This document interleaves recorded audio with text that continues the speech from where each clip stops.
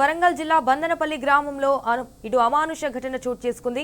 అర్ధరాత్రి గుర్తు తెలియని వ్యక్తులు ఛత్రపతి శివాజీ విగ్రహానికి నిప్పు పెట్టారు. అయితే 2 ఏళ్ల క్రితం ఏర్పాటు చేసిన ఛత్రపతి శివాజీ విగ్రహంపై రాజకీయ వివాదం నెలకొంది.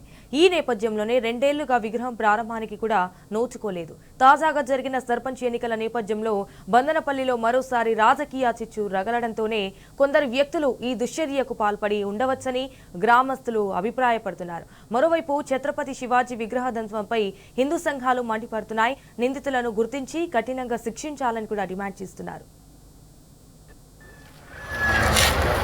రేపటి మండలం వరంగల్ జిల్లా రాత్రి 8 నిమిషాలకు అనుకోని సంఘటన. ఇక్కడ అనుకోకుండా బొమ్మను కాలబెట్టింది. కొంతమంది గుర్తు తెలియని వ్యక్తులు అది కావాలని కక్షపూర్వకంగా చేసింది.